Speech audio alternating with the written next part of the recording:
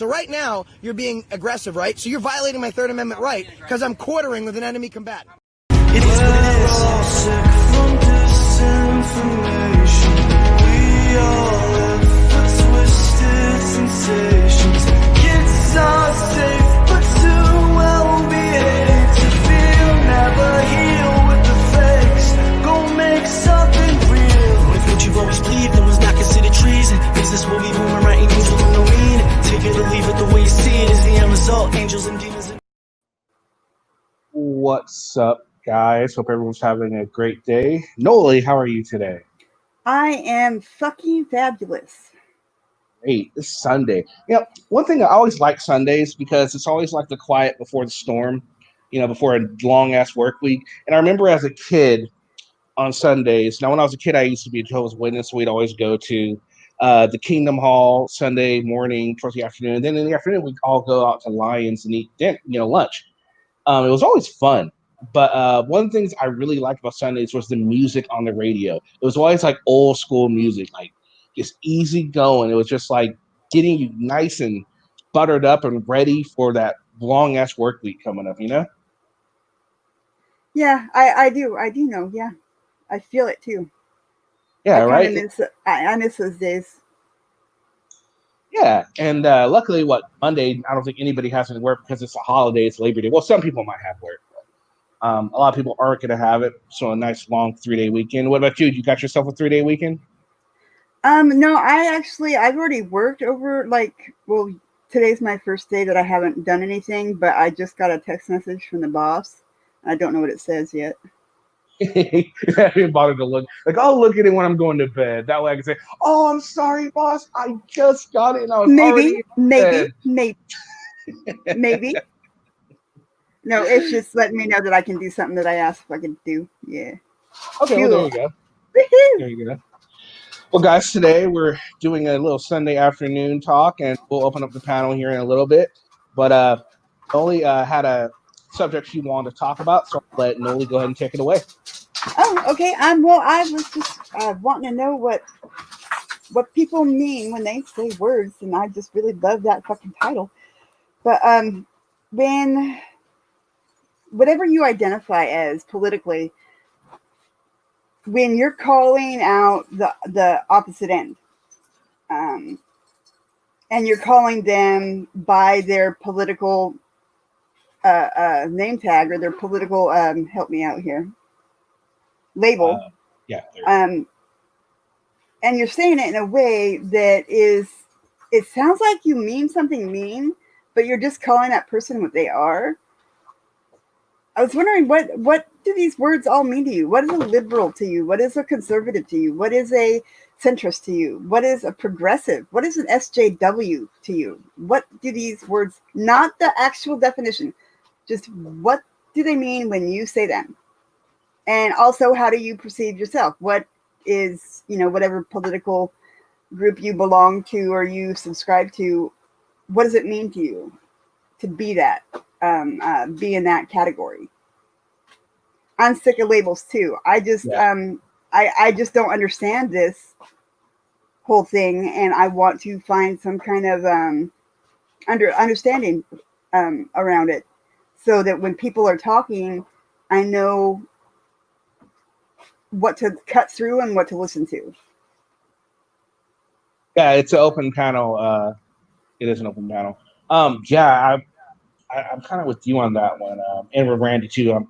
I'm not really big on labels here because I find myself identifying on different topics with each side. Same here. So I don't subscribe to any of them. No, not at all. Like, I'll watch both, I'll listen to both, and until one pisses me off, they're like, okay, well, now you're stupid on that, so I'm gonna go see what the other people say. And a lot of times I disagree with both of them. All. Yeah, I'm pissed at them all, man.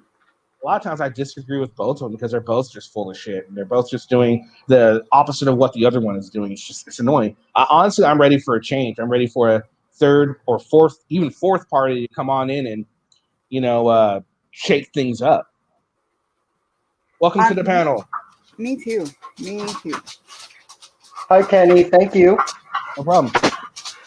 Bruce, what's up? Hey, what's up, Kenny? Not much.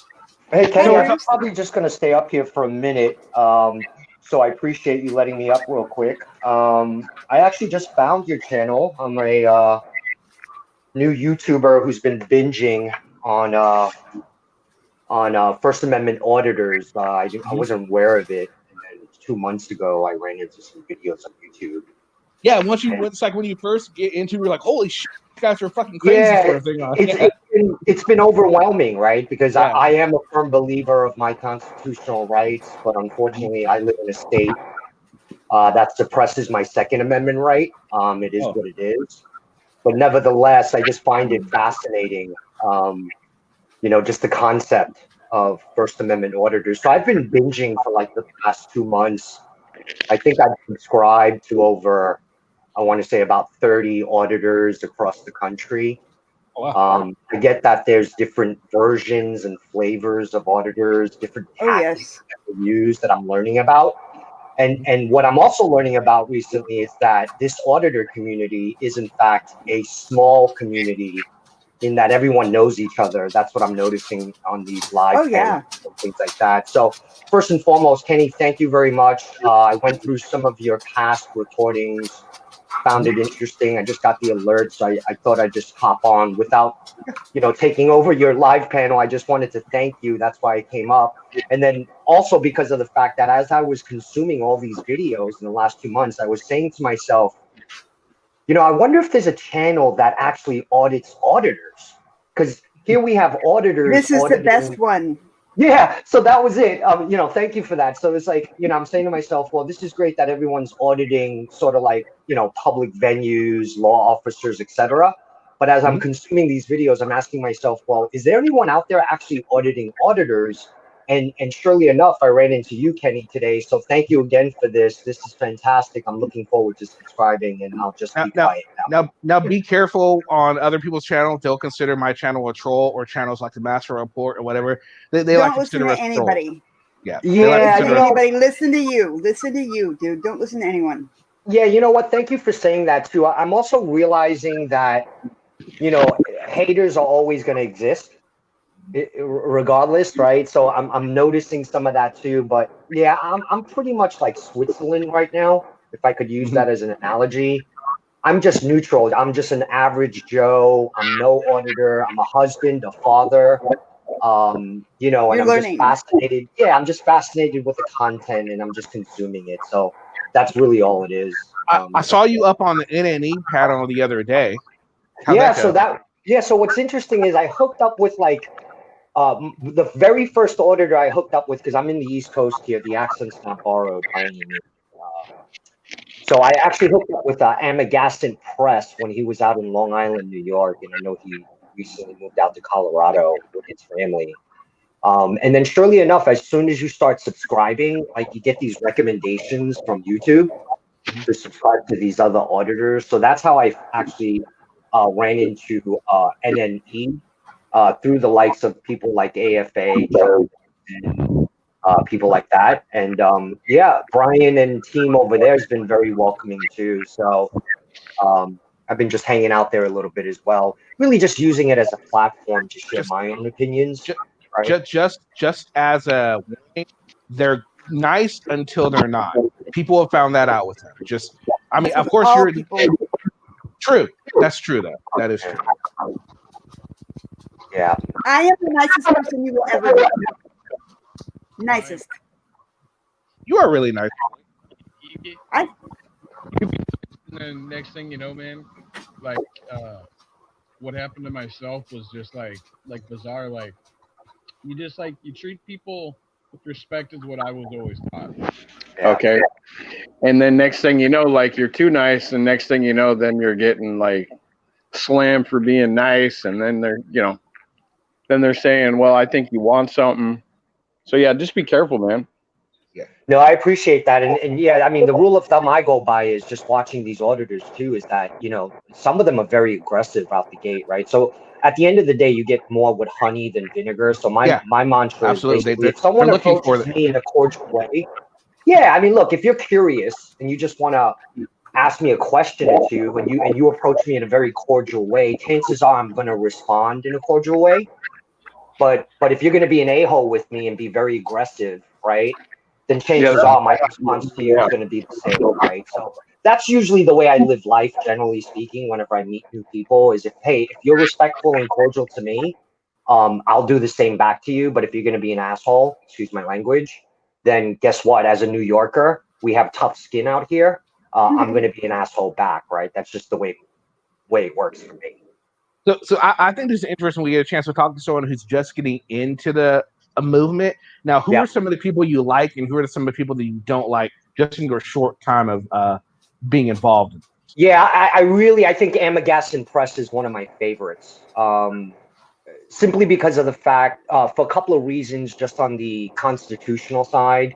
Now that he's in Colorado and traveling sort of like out there, he open carries during his audits. So I find that to be very interesting, the ability to exercise your Second Amendment right along with your First Amendment right. The only way to do that safely is with a camera. Yeah, so I think that's pretty cool. I like people like Johnny 50. I've subscribed to Johnny 50. I like him a lot. With that said, he's huge. A lot of subscribers. He's always getting like 1,500 plus people on his live feeds on a nightly basis. So it's a little hard to collaborate. You get lost sort of like in the crowd of people. But I like Johnny 50 a lot. I also like the ones that kind of defend themselves and follow up on cases. Yes. So I ran Those into are the only ones I think are worth it. Yeah, and again, it's just my own opinion, right? I've only been in this community for 2 months. Again, and I'm an average Joe. I have no plans on becoming a auditor by any means. So what I rather do is kind of support some of the auditors that I enjoy watching through like the behind scenes support factors, whether it's financially or, just getting on their chats and commenting on their videos and things like that. So that's really what I've been doing in the past 2 months. I find SGV to be interesting. I don't know what the rest of the audience in this channel thinks about SGV. I just like SGV because I think he just stands on a public corner and films, right? He doesn't engage people. But the thing with SGV is he does a lot of private businesses. What is that doing for government accountability? There's not a whole lot of. Yeah, that's fair.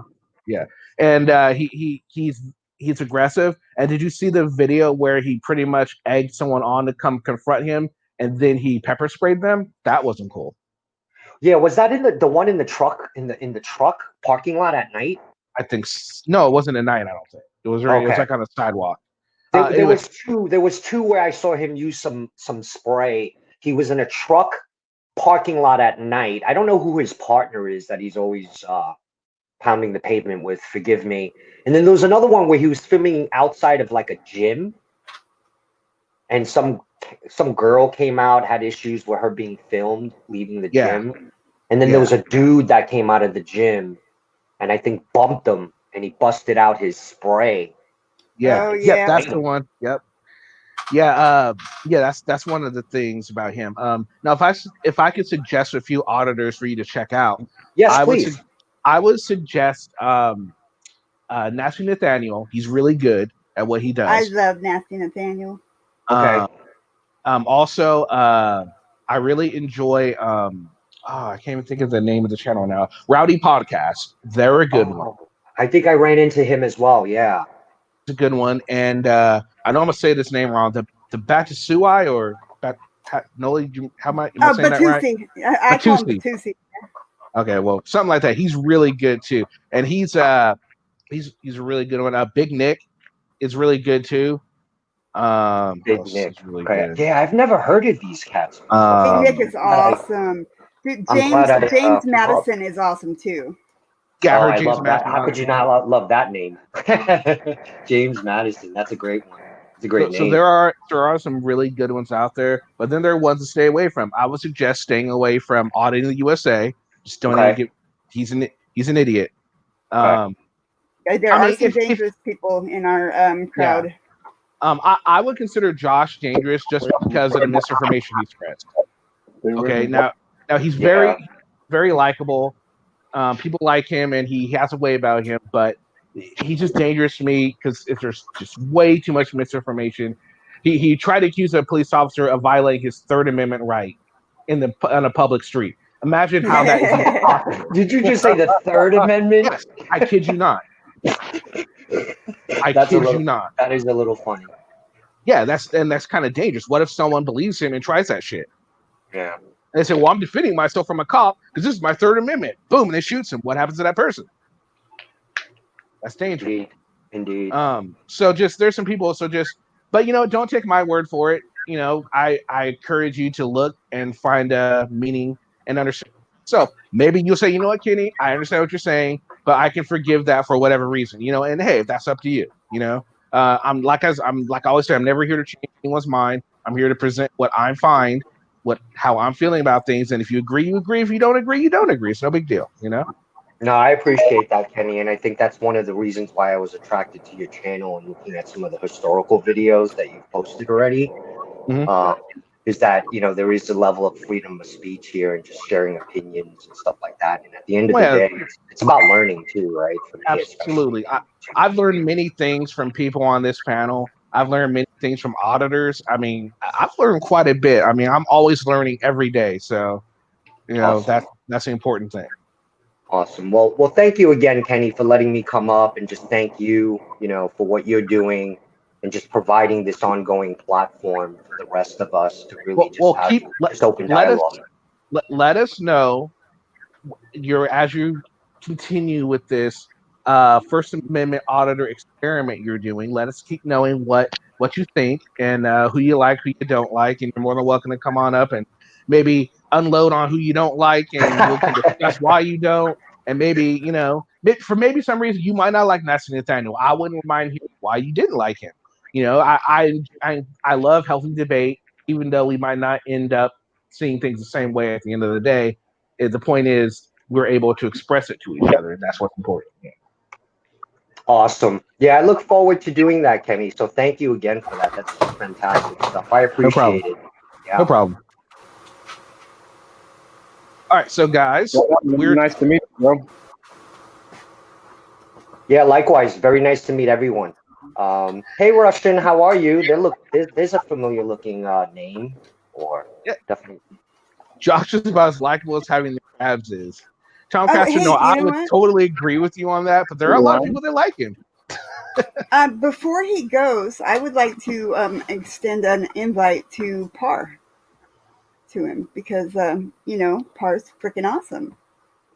There you go. If you want to look up the Real News Network, and on Thursday nights at 9:00 Eastern, you will find Police Accountability Report. And Joey, what was that called? The Real News Network on YouTube. Okay. And the segment is called the Police Accountability Report. Oh, that sounds very interesting.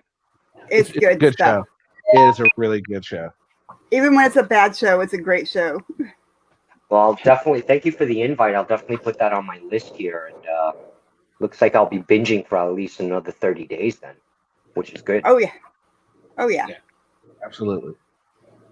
Take it all in. Take everything in, and use your own morals and values to judge whether or not you want to be a part of, or if you just want to be a spectator or whatever. But don't let anybody be mean to you. You come tell me if somebody's mean to you, and I will fucking handle it. Thanks, Noil. I love that, what you just said about that. I'm sorry for cutting you off there. It's always hard to do these things virtually. But Noli, thanks for saying that.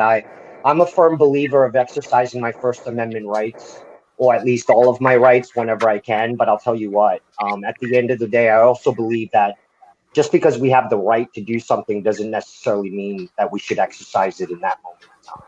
So I'm also about compassion, right? Compassion for humans, compassion for people, right? And things of that degree. So yeah, definitely all about exercising my rights. As Amagaston always says, rights are like muscles. If you don't exercise them once in a while, you can lose them. But I also believe I also believe that you need to use common sense and compassion as a human being in this world to know when to exercise your rights. Yes. I Yes, think there maybe is a- I think there are maybe some rights, but I'll guarantee you the right to film.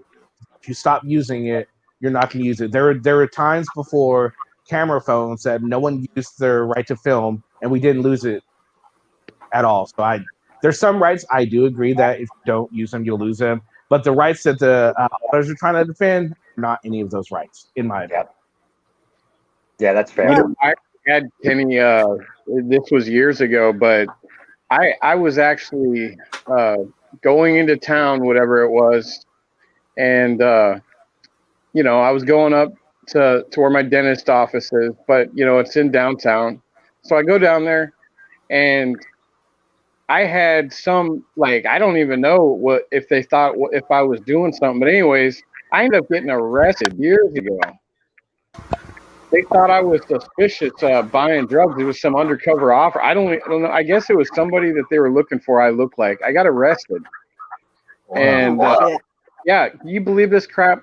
And I told him, I said, listen, I said I was going and like to a legit dentist appointment, and got arrested, and so anyways, I ended up going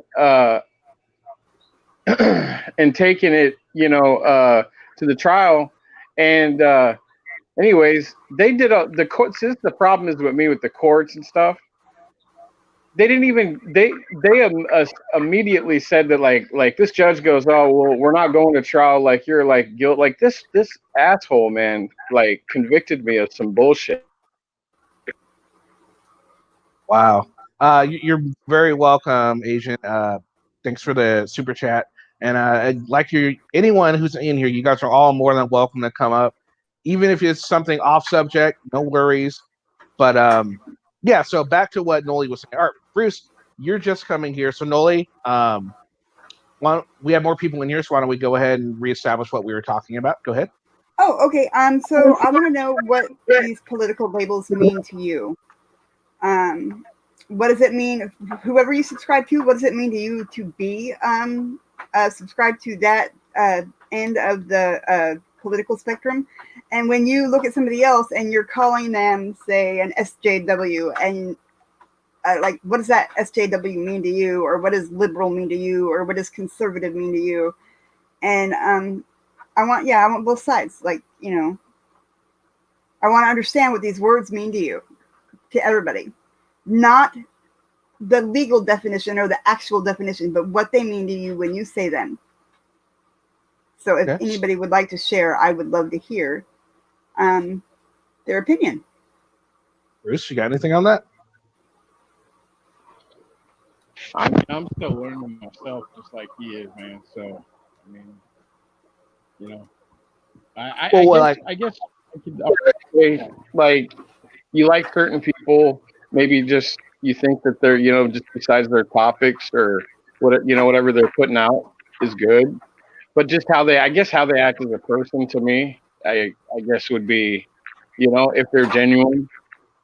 So if they're genuine about, you know, and passionate about like this, then, you know, like Kenny, if somebody does something, he'll call it out on it, but he doesn't pick sides, like saying, hey, you know, he doesn't pick sides if two people are, you know, like that are in a disagreement, you know, like he goes like the video he did on Josh, like he said what his piece was, and that was that's his opinion, you know, but he doesn't say, like, he doesn't pick somebody's side, like he doesn't just go after somebody just to go after somebody, you know.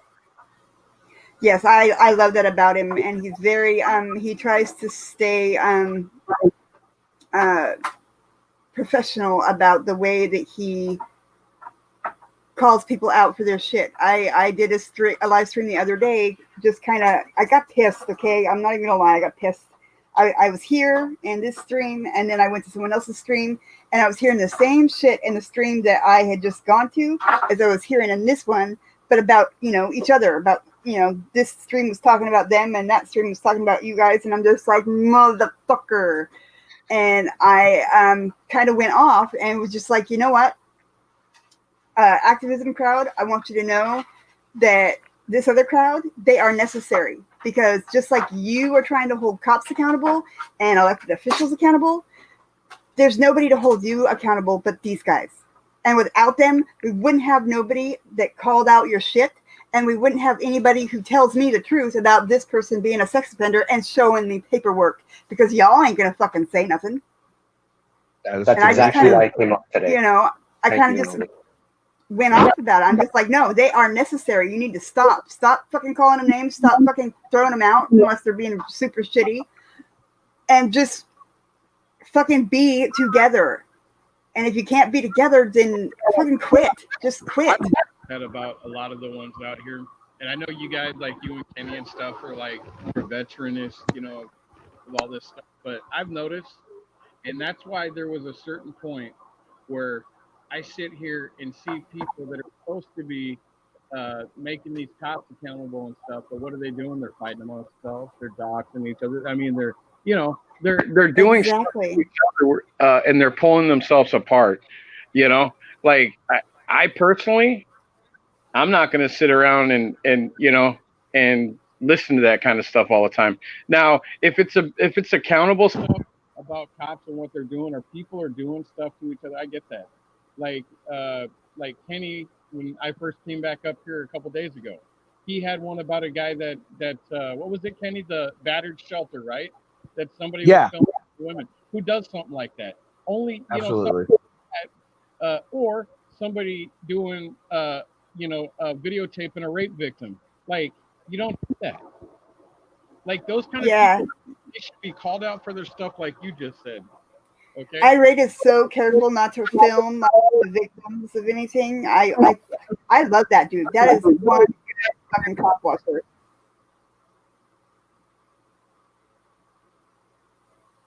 But too many people find him boring, you know, and I don't find him boring at all. I enjoy watching him.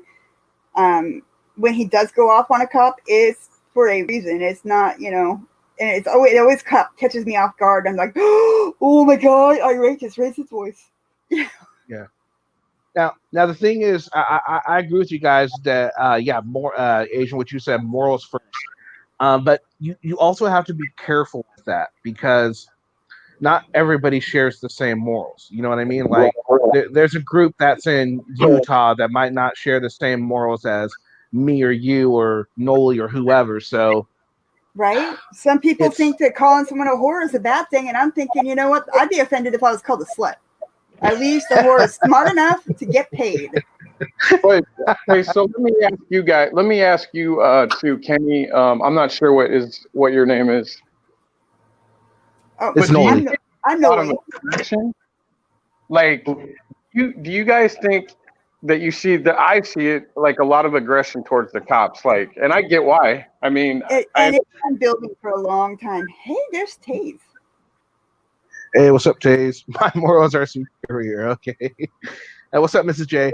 Yeah, there definitely is, and not all, but it seems like a lot of the people that do get into the First Amendment community, the ones that actually perform the audits, not all of them. Now, I want to make that clear, not all of them, but a lot of them have had some sort of run-in with the police, whether good or more likely it's bad. Whether they were it was just like a bad traffic ticket, or maybe they got convicted of a felony, or maybe they're a convicted sex offender, or whatever. There's some trigger that's triggering them to dislike the cops, and somehow this is a good way for them to get even, but get paid. Now, this is some of them, not all of them. Yep. And you gotta watch out for those ones. Yeah, but then there are those that, like, there's some that get in for, you know, like, oh, they see some sort of injustice done. They're like, well, I don't like this. I'm not going to stand for this, and I'm going to do something about it. There are people that get into it for that reason. Now, even people that get into it for kind of altruistic reasons like that end up falling short because they let something else corrupt them, and it changes their whole focus. Their focus on being in the movement. So it's really you really got to watch and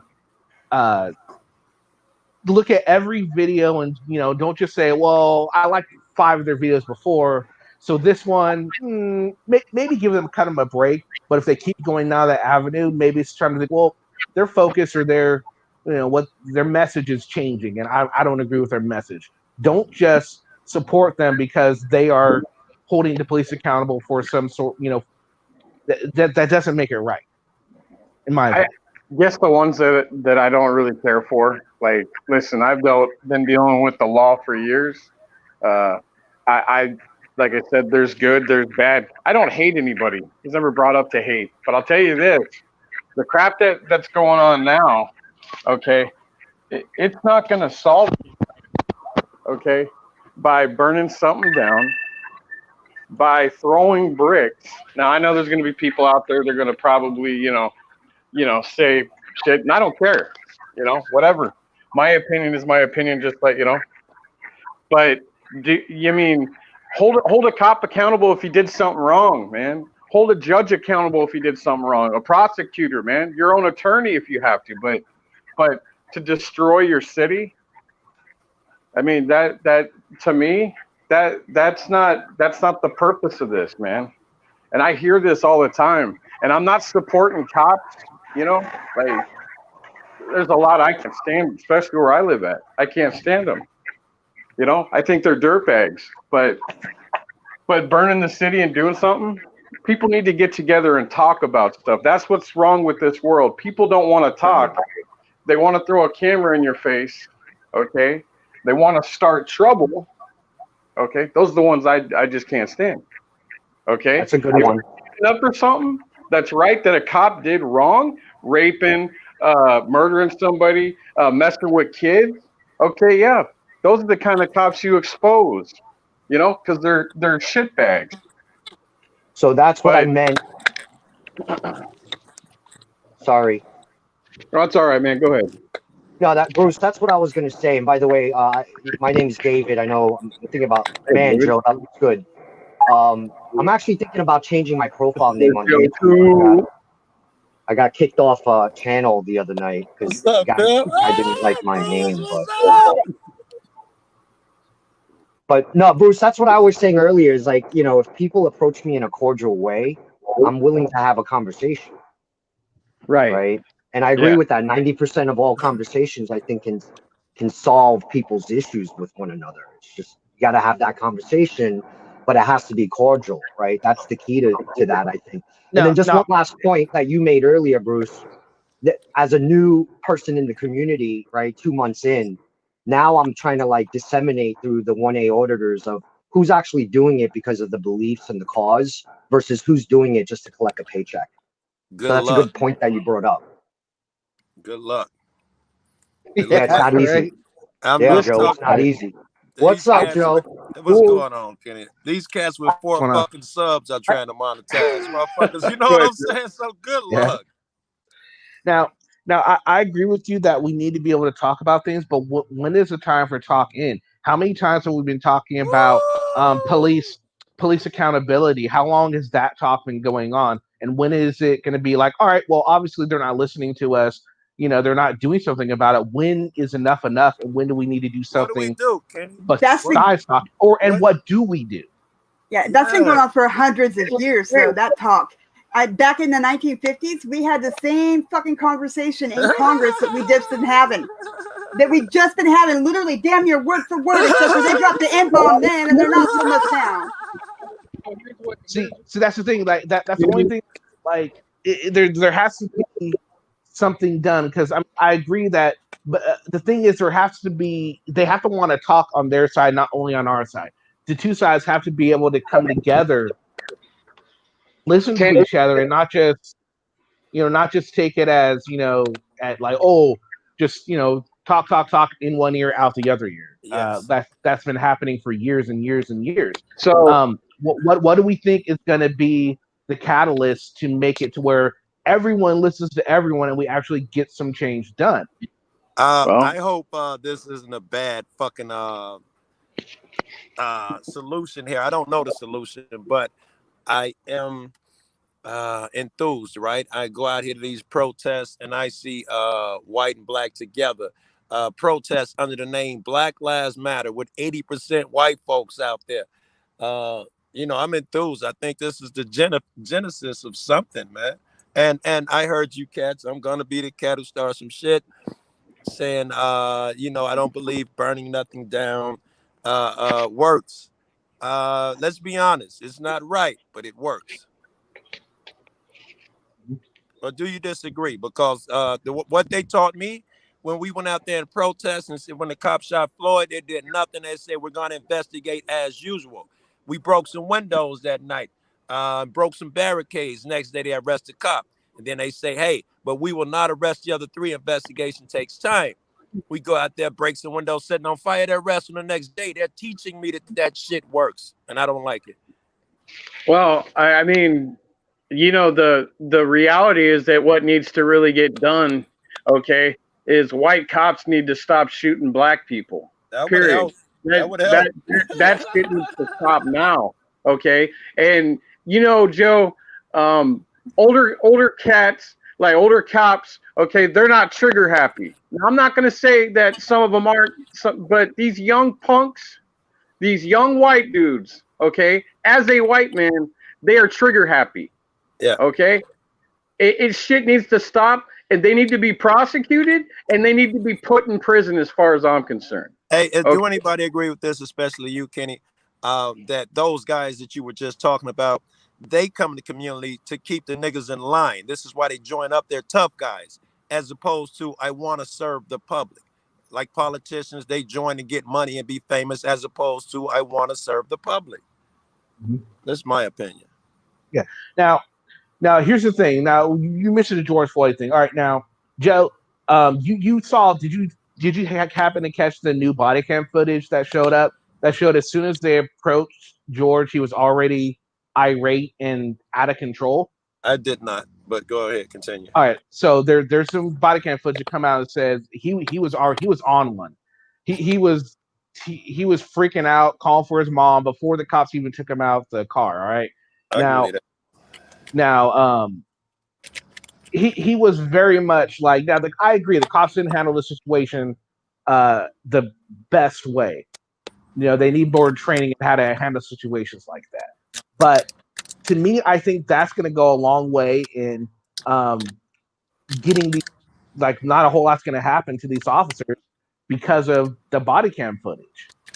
Because Oh, really? it's not nearly as bad as everyone thought it was. They didn't just down for no reason or do that for no reason.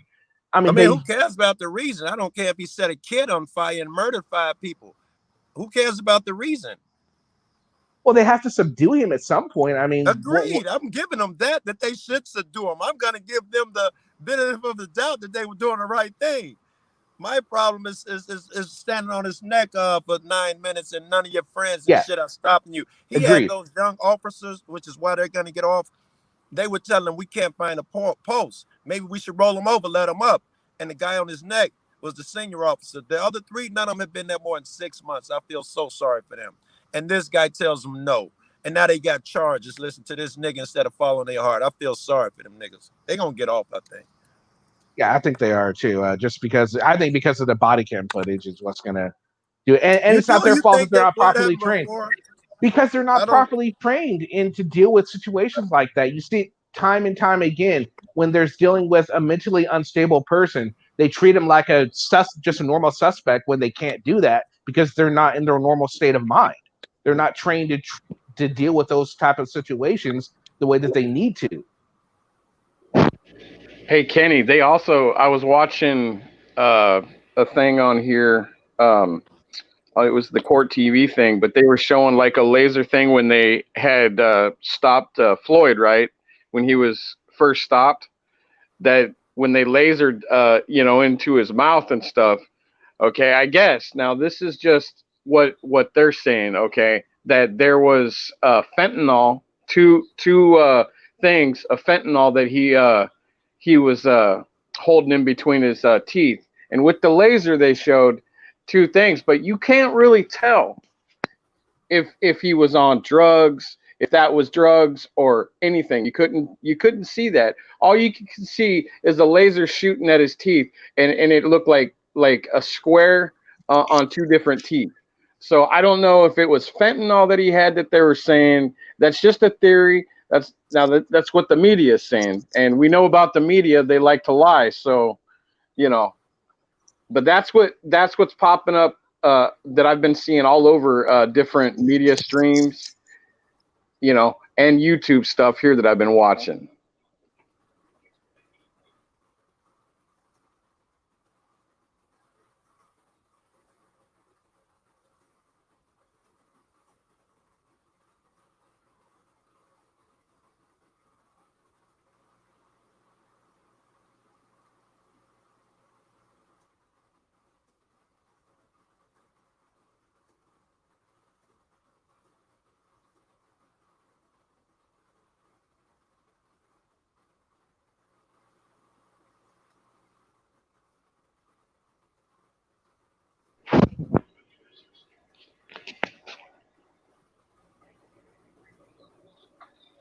Hello.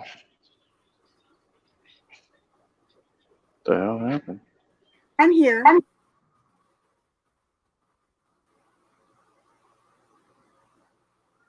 Noil, are you there? Yeah, I'm here. Okay, just making sure it wasn't me. I'm like typing. I don't know why I'm still typing since we're quiet. So that's literally as far as numbers go, yeah, that's more people, but it's a larger percentage of the Black population and of the Latino population that are that have been killed. So it's per capita, basically, if that makes sense. Yeah, it does. It's a relative number. That's absolutely But yeah, correct. in my opinion, the people that have been killed by police that were armed, and mind you, those numbers that you're looking at, those are just the numbers of people who've been killed by bullets, not by strangling, not by starvation, not by dehydration.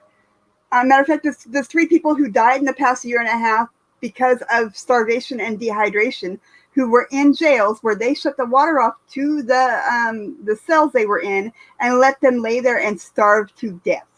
What about those people? Did they deserve that? I don't think they did. I think that's a horrible way to die. It's just crazy. There's one in Georgia, one in Illinois, and one in Ohio. Or wait, what's another state that's up there? I don't know. What was I looking at? I forgot. You know what's interesting about that too? Those are like, there's only 6 states in the country that suppress the Second Amendment. I wonder what the crime rates are like in those states versus the other states that allow you to carry or supports the Second Amendment. I mean, because my theory is, look, if we can all legally open carry, are you going to really start an argument with the guy across the street, knowing that he's open carrying? Like, logically speaking, or are you going to be smart about it? It depends on if you have a bigger weapon than he has. That's fair. That's a fair point. But I mean, that's sort of like how I look at Second Amendment rights. Is if you know everyone has the opportunity to defend themselves, wouldn't people more times than not choose to default to conversation first instead of just being aggressive out the gate, knowing that the guy that you're having this altercation with, you know, has a weapon, a gun on him? I certainly would.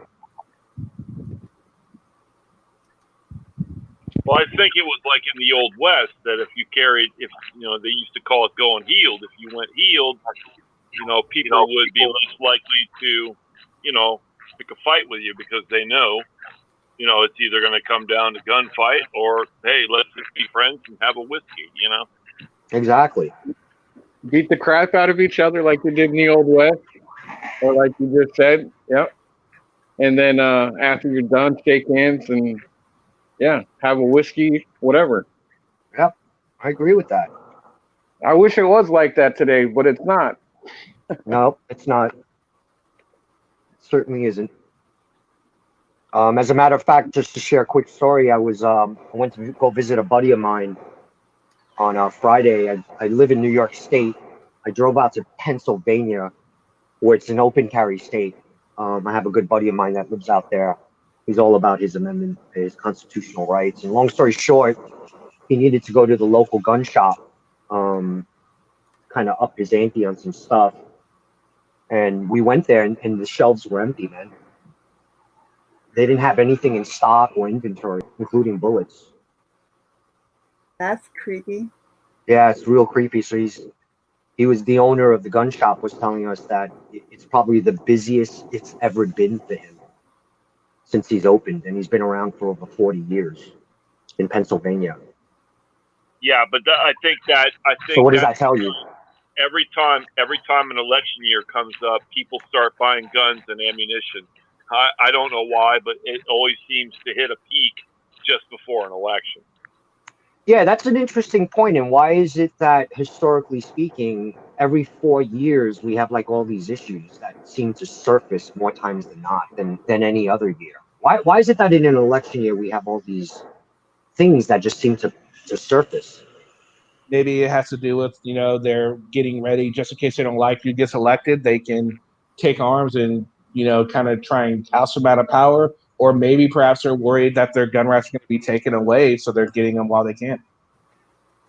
Yeah. Yeah, that's exactly the reason, because they never know which candidate is going to go which way on the Second Amendment issue. Every politician has a different view of the Second Amendment, and that makes people nervous. They're going to buy a lot of ammunition. They're going to buy the weapons that they want, that they normally wouldn't buy, but they're going to spend the money and they're going to get the weapons that they want because they don't want their rights taken away. Speaking of guns, I've been like having fun with this like all week. When I heard who Biden was going to get to worry about the guns, could you believe that? Beto O'Rourke. Beto O'Rourke he's going to get the guy that talks about we're going to take away all your guns. Yeah, that's a good idea. Let's get that guy to worry about guns for all of America. Let's see how that goes. Does he want to win the election? It's almost like he doesn't even want to win. I don't know. He seems to be making some very, very wrong strategic decisions. That's a good that point. would be my first. That would be my first, choice. Randy just made an interesting chat. He says, if you honor and fight for the First Amendment, you must fight and honor the rest. Absolutely. That is absolutely 100% correct. Right? Yeah, that's why they call it the First Amendment. I would agree with that. Yeah. Yeah.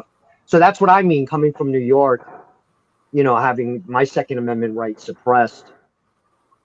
And again, it's because I'm a father. I'm a husband. I have children in my house. Right? New York's not the safest place to live. Not at all. Right? I mean, they say it's 9.5 million, but that's just based on the consensus. There's like 15 million people here in New York City, folks. Oh yeah. This census is it's like it's not. They don't count everyone in the census. Yeah. So for me, it's like I'm just living the dream, right, of an American, with my family, and trying to do right by my children. And I just want to have the right to exercise my Second Amendment in the event, someone trespasses onto my house and tries to do harm to my family, right? At the end of the day, that's what I believe in. In the city, is carrying a weapon legal? No. New York City, you cannot have any firearms, whether it's concealed or open carried. You cannot even transport firearms. Also, you can't even have spray. So whether it's pepper spray, OC spray, bear spray, it is absolutely legal in New York City. As a matter of fact, if you go to Amazon.com to go purchase some OC spray and have it shipped to your address in New York City, Amazon pops up a little disclaimer saying that we can't ship to that address. So I can't even carry OC spray to defend my family. What about women? If you need some OC spray, I can mail some to you, buddy. No problem. Oh, I already got that taken care of, but thank you very much for that. Yeah, I got my good friend out in Pennsylvania, but it's just crazy. What do women do to protect themselves in your city from like things like rape? Somebody tried to rape a woman in the broad daylight on the fucking right on the train fucking platform like this past week there in New York. What the fuck? See, and that's what I'm saying. Like, if these guys, these criminals, knew that she was either carrying or had like pepper spray on her, I don't know. I just fundamentally think some of these clowns might think twice. Welcome back, Joe Cool. I don't I'm love sorry, that, that man. was Auditron, if y'all know who that is. Auditron came out here and cop watching me, I don't know, a little less than a month ago. That was him calling me. And this is an iPhone, so it knocks me off when I get a call. Okay, fair enough. And, Yeah, now we're talking about we're switching conversation. We're talking about the Second Amendment right now, and Asian was telling us the Second Amendment woes he has in his state right now. What state? Being in New York. One of the 6 states, Joe, that suppresses the Second Amendment right. New York State, New Jersey, Maryland, Illinois, California. There's only 6 states that suppress Second Amendment rights all the way to the point where you can't even have OC spray in your purse. I've 15 heard that million people in New York City. Yeah. And I think also in California, I think the biggest caliber you're allowed to own is a 22, right? 22. I don't even think you can carry a 22 in the state of California. You might be able to legally own one, but I think you have to keep it like in your home or something, in your residence. You can't even carry it or transport it. Outlawed them in Illinois and made them a felony until it made it to the Illinois Supreme Court, and they told them you can't own the fucking pistol a felony. Exactly.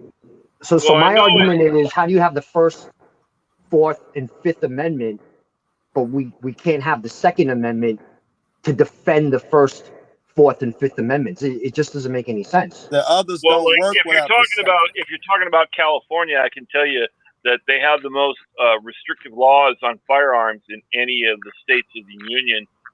They're only allowed to have like a 22 caliber, and they're not allowed to have an extended magazine. They have to have a clip-fed magazine, which is like the old-fashioned stripper clips down into the magazine. They're not allowed to have interchangeable magazines, so that is really restricted. I mean, that is just like crazy. Yeah, why would they do that, Joe? And why would the same officer that think he needs a gun in his house for his family protection, the same politician, why do they suddenly think in the worst neighborhood in the world, you don't need protection? That's crazy. I need it more than any of them. That's right.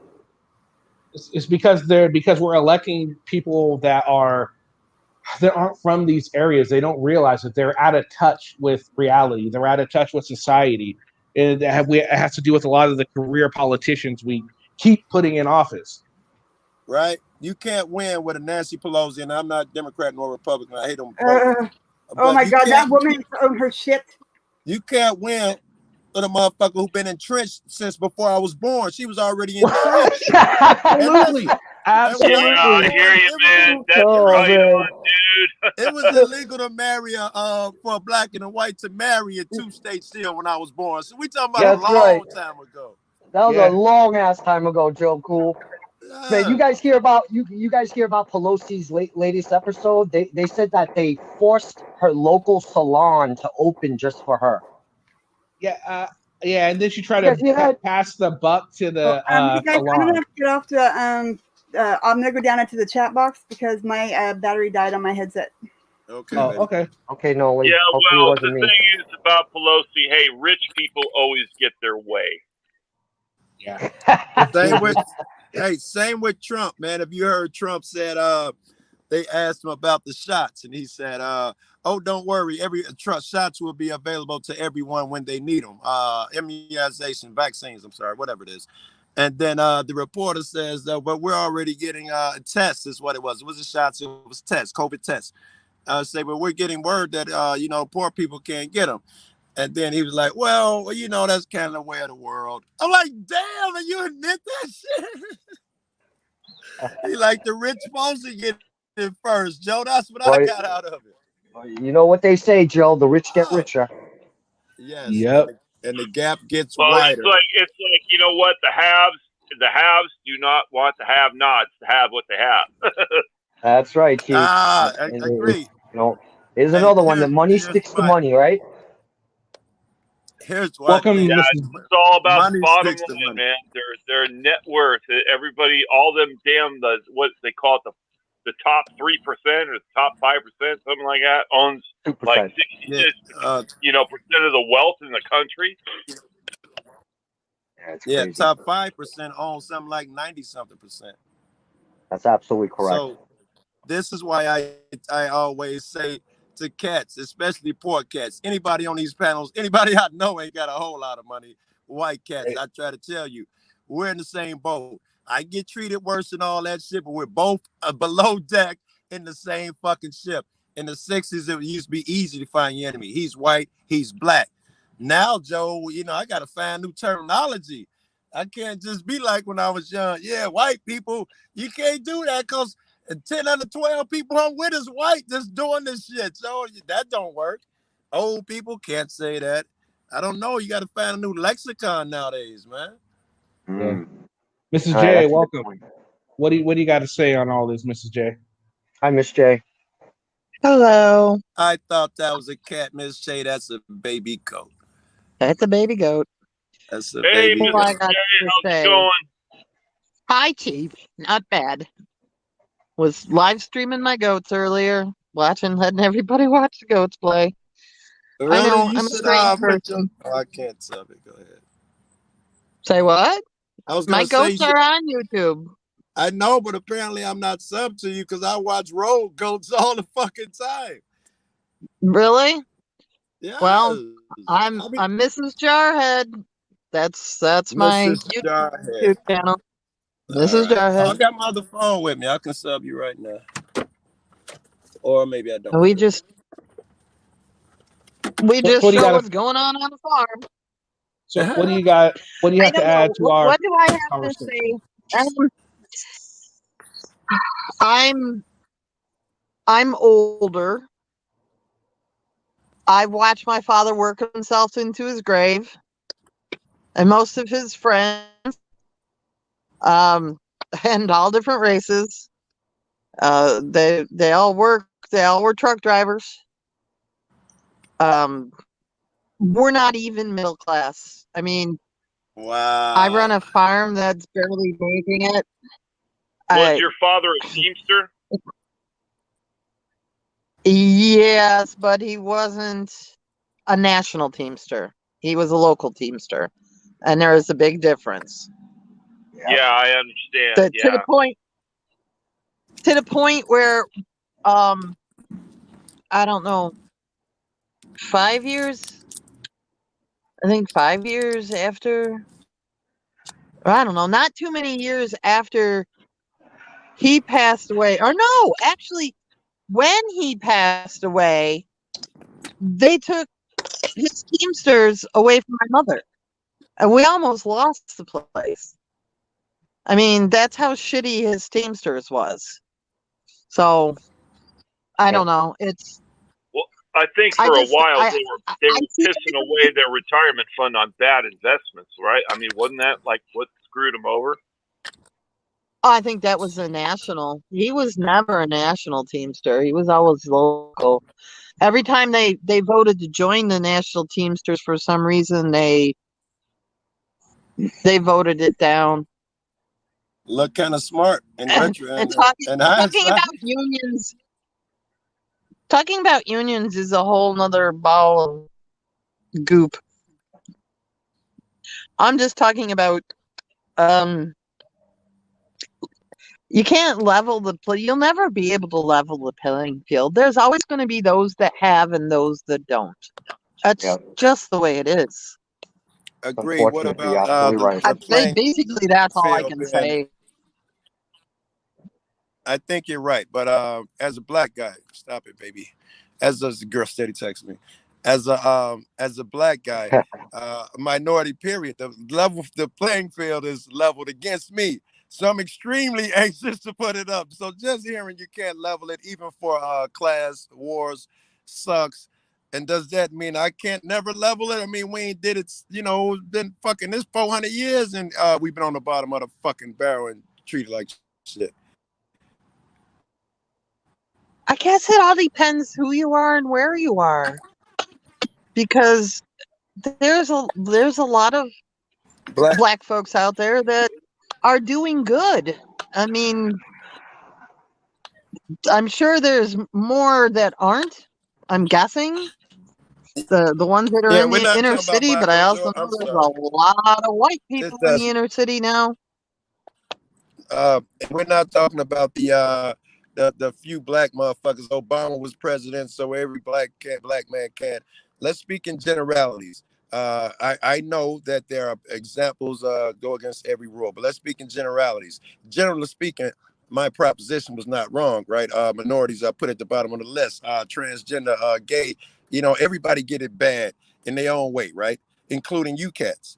I'm just saying we're at the bottom and get it more. Like I'll get pulled over 10 times a month. You might get pulled over twice a month or a year. I don't know what it is. Would you agree that it is leveled against blacks? Yes. I would say it's. I would say yes. It probably is. Probably. And I don't know. Well, I don't know what jurisdiction you live in, but I mean there is a definite percentage of colored people being pulled over rather than white people. So I do agree with you on that. I don't know where you live. That's the thing. I'm I don't I know what. I bring it back. I bring it back to where you're at. I mean, let's face it. Where I'm at, yeah. you can Yeah. probably count What? the number of black families in my town on both hands. In fact, I don't even Yeah. know if there's that many. I live in the Ni- Yeah. What country. jurisdiction do you live in, Joe? I'm in Chicago. Not only that, I'm on the edge of Chicago. I can walk to the suburbs, which is white, and I mean less than a mile walk. Nothing serious. Well, And the suburbs where they have 95% white populations, some of them give up to 95% of their traffic tickets and driving tickets to black people. I think they're trying to say, stay the fuck out of my neighborhood. You got to leave yours, but stay the fuck out of mine. My cousin Okay. is from Okay. Chicago. Let me ask you a question, Joe. Do you think that has something to do with Mayor Lightfoot and the way she's positioning officers in that city? Do you think your neighborhood's getting like passed over? I think I don't think it's passed over. We get too much attention. And where I'm from, uh police, I'm sure they work someplace. I've never lived there, spent enough time there, but here they are the overseer. And please don't let that shut anybody's mind. Their job is to keep us in line. If you come here, I'm sure they'll treat you well and all that.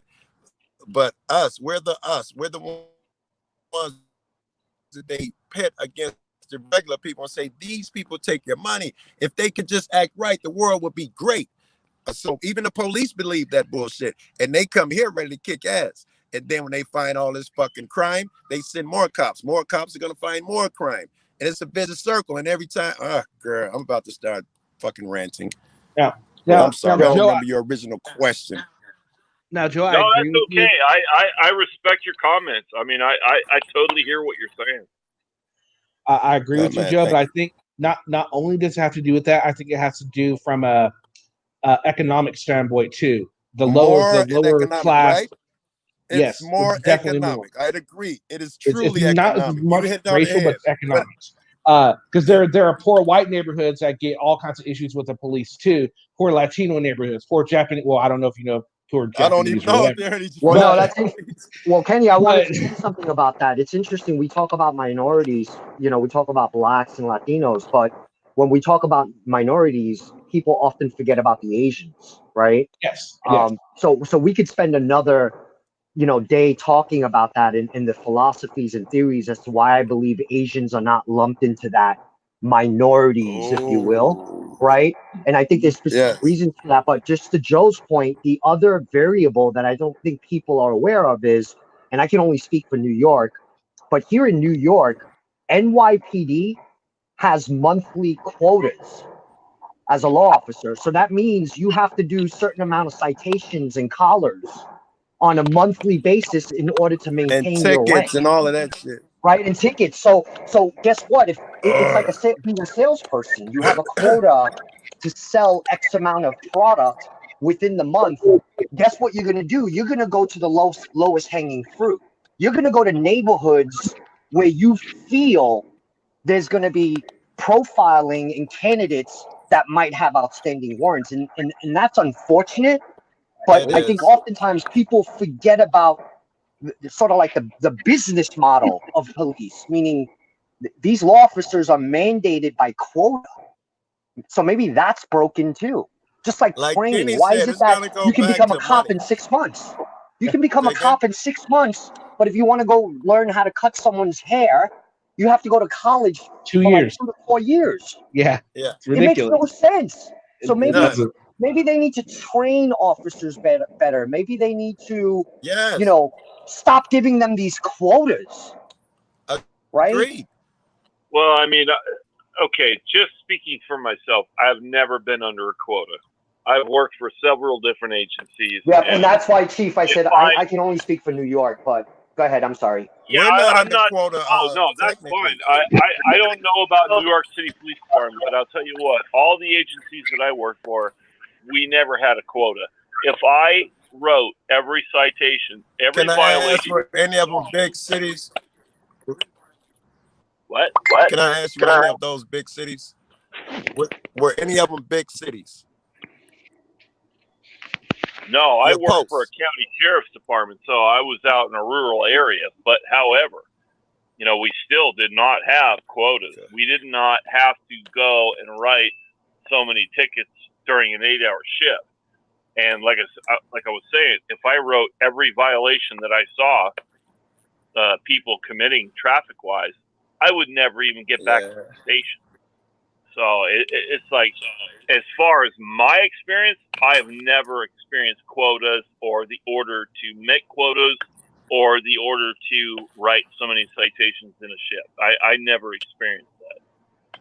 They got rid of our quota a while ago, but it still exists because the best performer in that area are the ones who get the promotion.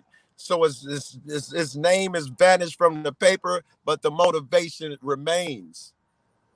Yeah, that's it. The motivation still remains. And that's why they have to profile. It's the lowest hanging fruit. You're not going to go stop a 65-year-old Caucasian driving a BMW. You're probably going to waste your time if you pull that guy over, right? It's unfortunate. Well, if they were Well, doing something wrong, they should White be people, pulled over. yeah, white people are 4 times more likely to have drugs when stopped than a black person. I'm sure police know about that statistic. If it was really about that, they'd pull over more white people. It's more. That racist bullshit. They know a poor black motherfucker. My cousin is not a lawyer. My uncle is not a fucking judge. You pull up a white motherfucker in a BMW, you're taking a risk. These guys will not complain. The system hates them. You can get away with murder with these niggas. And they literally do it every fucking day. I mean, I don't know where you cats are from, man. Out here, they take your clothes down. They search you in public and you go in your drawers and take your pants down and go in your shoes. They do all this. If you out there all day, that could be 3 times a day this shit happens to you. They love to do that. Joe Cool, there's a reason why there's no 1A auditors in New York City. NYPD is a different animal. No, Okay. there are some. Well, There are some hold in up. New York. There are some Well, I auditors. would say more cop watchers in New York City that I've subscribed to, but not like Very true blue good. He auditors. said that right. Auditors. He Right. said that correctly. There are So no there's a auditors. difference between cop watching, in my opinion, in New York City, where you just bust out your camera and stand on the corner and film the cops, versus auditing to see if they violate your amendment right? Your constitutionally protected rights. And that's the difference for me between an auditor and a cop watcher. I got a couple of my best. And I'm not saying one is better than the other, but there is a fine line, in my opinion, based on what I've been consuming in the last 2 months. All I know is when I was on duty, I never pulled over, anybody because of their ethnic background. They were either speeding or committed another traffic violation. That's why we love you, man. I never knew who the hell I was dealing with until Yes, I I was going to say, just to be able to say that's a big deal. That's a big deal, That's a but here's big the deal, issue, bro. Chief. And we appreciate you and thank you for your service, right? But here's the issue. I'm going to use an analogy that Muhammad Ali used back in the days. I might have stole it off of Amagaston Press as well. But listen, if you have 100 snakes in a basket and I tell you that only one snake has venom, If you have 100 snakes in a basket, and I told you, Chief, that only one of those snakes had venom, are you still going to stick your hand in the basket? Probably not. No, That but is the issue. I That would, is the fundamental issue. I understand that, but I would never defend a cop that I thought that violated somebody's civil rights. I wouldn't do that. I bet you if they stuck you and you came up in one of these big cities, New York, Chicago, you would. Everybody goes Well, there I thinking that. didn't work And for the any first of time you those try to big write the cities. report, I worked the out in first the time you try country, to write the and out in report the the way you country. see it. Hold on. Out in the country, it's a different vibe, man. It's not like it is in the cities. You know, there's a lot of rules that we have to follow doing our job, and I've never ever seen any of my officers. And I was chief of police, and I've never ever had to discipline an officer for violating somebody's civil rights because it just wasn't allowed See, in I my need to see department. that shit, bro. I need to see that Chief, shit. Cause Chief, I'm, maybe in some of the areas you were in, but I'm telling you right now, some of the smaller counties, smaller cities are some of the most racist places you will ever freaking go to. my Like man. I was up north in Northern California. Man, I went, this was in 2001. My boss told me that um, she was a teenager when the first black family moved in, right? And when I Right. was there, people looked at me strange because I'm I'm mixed. So people are looking at me strange when I was there. So I mean, it's just I mean I'm not saying I got any weird treatment from the cops because I never had an issue with them because I didn't do anything to have a reason for them to fuck with me. Okay, But you're probably talking about up near Reading, because up yeah, near way Reading, past Reading. yeah, way past Reading, going up north. That's militia country. You're not gonna find a lot of nice Damn. people there. But What even is that? in All the Is that right. even north Antifa country? even near LA County, some of the smaller counties around there, they're pretty racist there too. In the smaller counties around LA. Not Yeah, all of but them, I'm but some of just them. saying that you're not gonna find the kind of rhetoric down in Los Angeles County that you are up in like Reading or Downeyville or fucking Weaverville or up there in the northern. That's a lot of militia. That's a lot of militia areas, and they're not going to adhere to your, fair for everybody, position. I agree. Ooh, Yeah, I agree. I love the truth, I baby. agree with Chief. It is different. Geographically, it's different whether you're city versus county versus sheriff, even Yeah. versus state. Even state I mean, level is a different animal sometimes.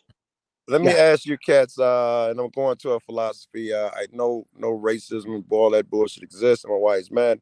But let me ask you guys, and you'll probably see why I say what I say. What percent of uh, people, white people, do you think believes that racism is a problem in this country? I'd I say would say that a lot of white people think that there's no racism in this country, but that's because they have their heads up their asses. I run into them all the time. I just got an interesting story to tell you, and I want your percentages right quick. What percent do you think? I think about Denise? 65. I think about 65% believe that racism is real. Then Run there's them, 45% that believe it's not. run them off, guys. Run them off. I What say percent? close to 100% of white people believe in racism, Believe and I it's don't, a and problem, it's not guys. one, Believe and it's it's a not one problem. sided That's though. important. But here's Believe the it's a thing: problem. That's the if question. you're Believe it's a problem. Add believe that it's a into your problem, calculations. Yes, not believe in racism. Believe that it's a problem. That's the 50%, question. My man, that's pretty good. You guys, 50%. what the rest of it? Currently, it's somewhere around there, 40-something%. A few Boom. years ago, they I want did my this. They prize, asked Joe the same Cool. question. Excuse me. I want my prize. That You was the want your closest. prize? So That was the smoking with you, closest. baby. Hey, take two and pass, Joe Cool. Take two and pass. They did the same, asked the same question years ago. 6% believed. 12% believed Elvis was still alive. 6% believed racism was a problem. That's crazy as fuck, Hey, bro. what do you mean? Elvis isn't alive? Holy Elvis is crap! alive. What are you talking about? Oh I man. love now. I go out there, these protests, Joe, it's 80% white folks, man. Somebody did the fucking math. Rusty. Love this shit. Yeah, Elvis is hanging out with Marilyn Monroe. You know what I mean? What up, Russ? He's taking bong hits with Tupac and Biggie. That's what I said. Right, hey. Wow, that's a good one, man. Oh, that was great. Oh man, who was that? Who said that? Was that Bruce? No, it was me. Oh, Kenny. Kenny, good one, man. West Coast, East No, Coast. he's probably encouraging them to take pills, is what he's doing. Probably. Well, maybe Kenny, for the next live, we can talk about medical cannabis. Well, that'll be interesting. That'll be a great conversation. Well, 'Cause, we'd have to have Joe on for sure for that one. yeah, we definitely gotta get Joe on. All right, We'll get a few can we people stray on. there now, or is that against the rules? I got it. No. We'll do it next. We'll do it next. Not about medical, about weed and morals. Sure, go ahead. New year, weed became legal in Chicago. The day before, I was a villain. I was a thug. My family thought I was out of my mind. My everybody, friends. The next day, you know, the place was packed. We bought our places out in like a week. We bought our dispensaries out. The next day, I'm a tax-paying, law-abiding citizen. Everybody looks at me different, and I ask the question: how was I a bad guy yesterday and a good guy today? And no one would say what it is. Because you have the law. Because you have the legal, law. the law. Exactly. Yeah. No one would say that though. Yeah. Everybody got a million reasons. Man, it's that because is the law awesome, says dude. it's okay. Yep. That's pretty much the way it was. Like, well, it was here in California, it was decriminalized before they legalized it, which was nice. Yeah. And then they did What the does whole that look medical. like? Because we never went through that. We went straight to legalizing. What does decriminalizing look like? It took care of a lot of you wouldn't see cops hassle you for like a little bit of weed. Like if they caught you with weed, they just like take it, put it out, and freaking like smash it in front of you, stuff like that. As long as you didn't have over a certain amount. Yeah, but like when I was living in Los Angeles, man, if they caught you with a little bit of weed under a certain amount, they would just dump it on the ground and let you go. I mean, they wouldn't even fucking bother you over it. Not in New York City, fellas. Yeah. In New York City, up in 2 years ago, if you were caught smoking a blunt, you would get booked, basically arrested, booked, and then you would have to go through something called central processing here in New York City. So you would just basically go to the holding cell overnight until you could see the judge the next morning. If you got arrested on a Friday night, you're out of luck because the judge doesn't open on Saturday, Sunday. So now you're in holding over the weekend and you're not seeing the judge until Monday morning. Now they finally decriminalized marijuana here in New York City. So what that means is if you're caught smoking a blunt, so what that means, Joe, is you don't get arrested anymore here in New York City if you're caught smoking a blunt. You get basically what's the big deal, man? Jail food is good. You get basically you get like a little citation, and they let you walk here in New York. Here in Chicago, it's the same thing. They would arrest your ass. They used to arrest your ass here in Chicago too, but we didn't go through central booking. You get at the jail, you stay until you see a judge, and he'd be like, "Stay out the streets." But you usually get arrested here too. Yeah, here you get arrested if you're carrying more than 26 grams, which is just under an ounce. Right? So if you're carrying 26 grams or more, you will get arrested in New York City. Anything less than that, it's just a written citation, and they let you walk now. So I think that's a layer of decriminalization. And then next time we talk about medical cannabis, because this is my favorite topic, I've done nothing but research the benefits of medical cannabis. And guys, just understand that CBD is the next probiotic. Okay, let me ask the panel, everybody, even Kenny, medical marijuana, good or bad? What do you think? And before you answer that question, let me just tell you that I have case studies that show that CBD has cured cancer. Oh yeah, I understand that, but I just wanted to see what the panel thinks of. Oh no, I think marijuana. What do you think? I'm all for the medical use of it. I was prescribed medical marijuana before it became legal, so yeah, I'm all for it. My girl has MS. She takes no narcotics. She uses weed. And when I stopped doing drugs, I didn't do anything but smoke weed, and it helped with that fucking withdrawals and all that bullshit. Like you for hours, You know, you get away from that shit. Joe, It cool, when you definitely guys helped were me. talking about that. Joe, cool, when you guys are talking about that withdrawal stuff, man, on Jeff's panel.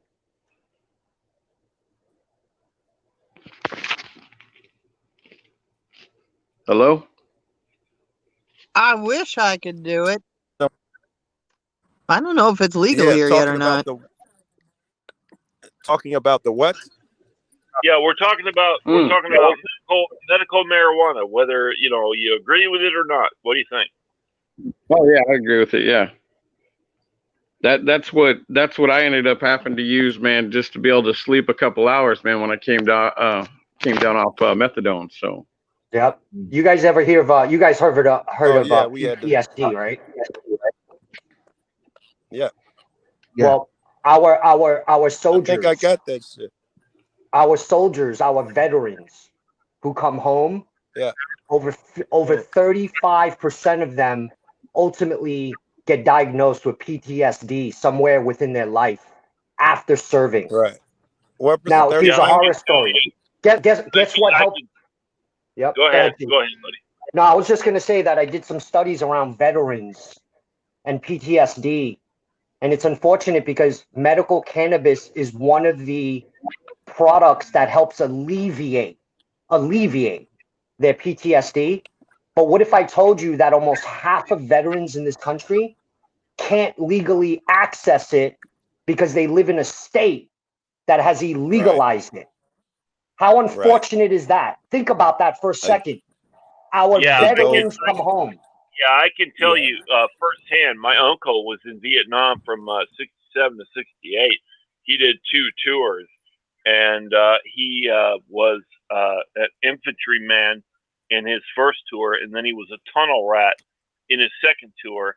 And he actually was one of the team members that found the tunnels underneath Cu Chi, which was underneath the 25th Infantry headquarters.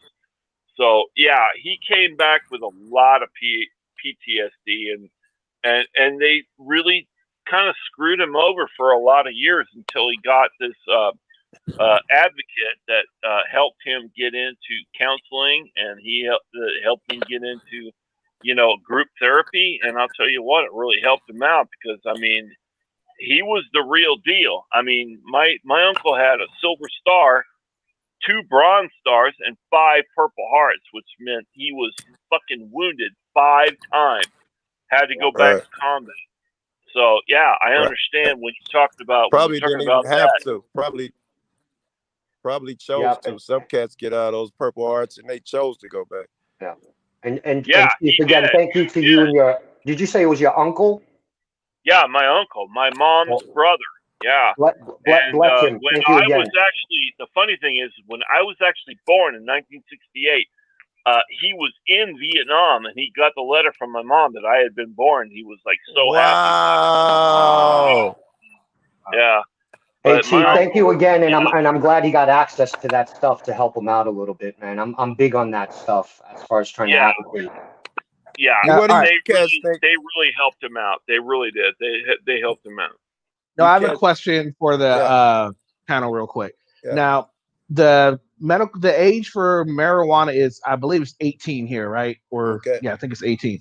Now, the drinking age is 21. Should one be lowered and the other, and should we put them both at 21 or lower them down to 18? What does the panel think? What do you think, Asian?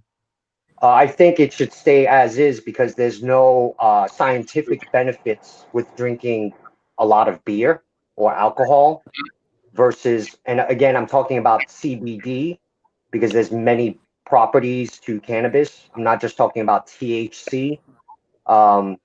So I think they're 2 different animals, right? Like I don't compare marijuana to which crack is why the cocaine. question is so good, because they are 2 different animals. At least I think they are. That's why the question is so good. Yeah, I would keep they them. are. I would keep them the same to answer your question. 18 and Okay, 21. they Respectively. are now. Okay, so it's okay for our children at 18 to go across the country and kill other people, but they have to wait till they're 21 to take a drink of whiskey. That sounds right to And you? sounds insane to me. Yeah, but that 20, that No, one's been I think for there's a difference. I think there's a difference in that if you lower the drinking age back down to 18, it's sort of like cigarettes. Cigarettes used to be 18. They increased it to 21 years ago. But back in the days, you were able to Wow. buy a pack of No. cigarettes. When did they increase it to 21? It's 18 here still. I Oh, thought it now that was. he said it, I think it's I 21 thought it was here. back I in the don't Is it smoke 70s. 21? cigarettes. Hold on, let me I'll look. Now Google it. I'm curious. I could have I'll sworn Google it's it. 18. I'll Google it. But my point. I can look up too now, man. I think mine's Making me 20. think. I could have Well, My I'll mind's Google like it, going Kenny. like, But my really? point is that if you lower the drinking age down to 18, there's the notion of drinking and driving. And 18-year-olds Undoubtedly. go to a lot of parties. They're still in college. They go to frat So what? parties. So They do go, 19-year-olds. So do 19-year-olds. What's but your that's point? exactly my point. So by leaving it at 21, generally speaking, Oh, you're not true. in college anymore when you're 21. You usually have like That's finished interesting. college. That's interesting. You're, Interesting you're argument. you're Right? absolutely right. As of December 19th, it is 21. Holy shit. There you go. So guys, like, listen, you guys can't lie anymore, man. There's a such thing called Google. You can't lie. You just go to Google, and that's Yeah, it. back when we were young, shit, I was buying beers at 16 years old, man. So I'm glad that my credibility has been maintained as the newcomer to this channel. 'Cause I don't want to lose my credibility. I'm big on credibility. Thank you, I would Kenny. think it should be lowered to 18, and the weed should be there just to start off. You can't go to jail for weed and all that shit. But that's just before I start thinking. After a while, I might, if what's right is right, I might even lower it more than that. Certainly with parental, if your parents want to have you to have wine, who am I to say they go to jail for shit like that? And you're Agreed. kind of wrong. There are studies of alcohol, certainly wine, that show people stay healthy and this and that if they Yep. drink in moderation. Yep. There are. Now, beer, on the other hand, I don't think there's any studies to help for beer, but wine for sure. Right? Unless you're trying to purify your water like they did back in the day. You had to heat it up. you're gonna get that All right, field now. All right, so Chief, what do you moonshine. think? Back to the question: Should Oh they yeah, lower the age definitely. to 18? I think 18 because if you're allowed to join the military and fight for your country, you should be allowed to have a beer or a wine or whatever. Let's talk about responsibility. They're asking these kids to step up and defend our nation, but they're not going to let them have a beer at the NTO's club. That's insane, right? That's insane. You're over there, you can kill, but your officers above y'all supposed to tell you, hey, Billy, you can't have that drink though. No beer Right. for. Yeah, you insane? Right? Like, I just killed like 5 people and I can't have a shot of I whiskey. need a drink. No, you're too Right? young. Shit. I Sorry, think kid. Out of luck. if you can be in an infantry unit and you can carry a M4 and you're ready to go to town against the enemy, you should be able to have a fucking whiskey. Speaking of that, do y'all think these inner city kids have PTSD? They'd have to, right? Enormous amounts. I think it depends on the kid, really. It depends on a agree. lot of things. Right. I think it depends on their upbringing, their what they've dealt with in their life. Because there are some inner city kids that lead a pretty damn good life and not have a whole lot of issues. So I mean, I guess it depends. Yeah, but if you're in the neighborhood, no way you don't see traumatic shit. Some summers I lose at least a dozen, sometimes maybe close to 30 motherfucking friends every time it get hot outside. I mean, somebody called me. It was like, hey, can you post so and so on there? He's in. It was Doug now when AV now when they put the chick out the wheelchair bullshit. Can you put that on page? It's super important. I just had 3 of my friends get shot on the corner while I get my cigars with the ones I'm smoking now. One of them I talked to, he just came out the day before. He had already been shot, and I was trying to encourage him to stay his ass in the crib because he could barely walk. In the process of killing him, they killed 3 of them, and then a fourth one was wounded and he died in the hospital. And I didn't tell my man who called me, I'll consider it, blah, blah, blah. But I was like, fucking no way. I got other concerns. You really think? And listen, and I don't run the streets no fucking more.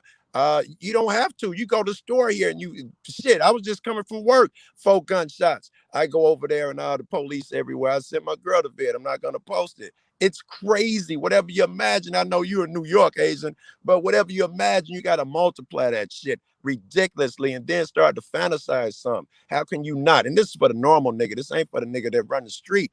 How can you not? If a one motherfucker driving the train, kill a person, and they have PTSD, can you imagine? Oh God, it's got it. No one's gonna do the studies, but it's got to be off the charts here.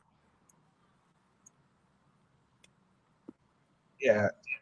All right, so gonna cut this short for a minute, but I just want to ask one last question to the panel. Okay, how old were you when you had your first drink, and what was your first drink? Let's start with you, Asian.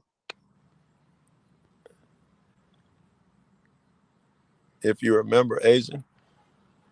We go back to Asian, Chief. Yeah, Chief. Yeah, I was just coming off of mute there. Sorry about that. What was the question, gentlemen? How old were you when you had your first drink, and what was it? It was definitely a beer. I don't know what kind of beer. Right. And I would say I was in high school. I would say maybe I was a junior in high school, maybe like 15 years old, 16. Okay. I had a beer at a friend's party in the house. All right, cool. Chief. I smoked weed. My first joint was when I was 13. That would have been a better question. Yeah, I smoked weed before I smoked beer. And that's my preference, by the way. I rather smoke weed than drink beer or alcohol. Okay, Chief. My first drink was a Tall Boy Coors beer. I was 10 years old.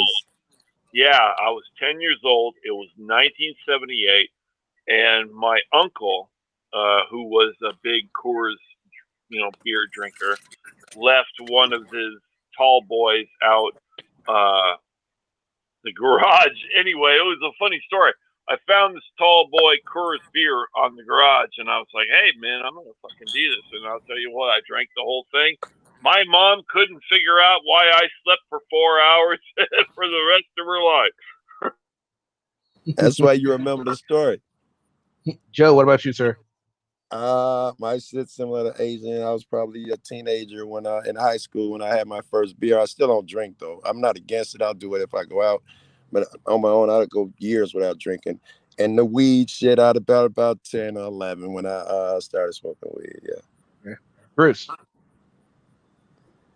I was 15 and I drank. It was 40 ounce of Pabst Blue Ribbon.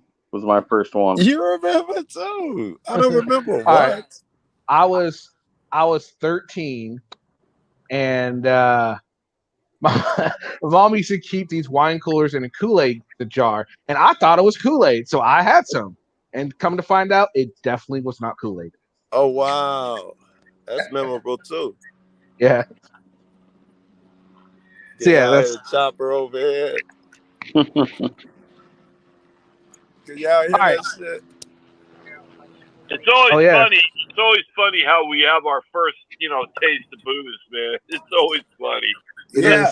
You always look back on it and go, "Oh, what the hell was I thinking?"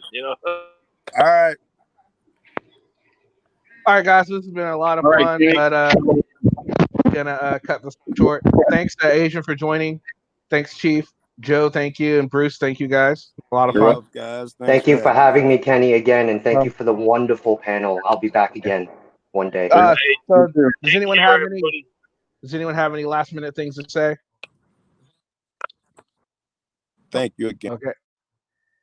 All right, Greg, thanks for stopping by. Aaron, thank you. Cheryl, Maggie, thank you. Kat, Gigi, thank you. Pat, Randy, Hins, thank you. Cheryl, May, thank you.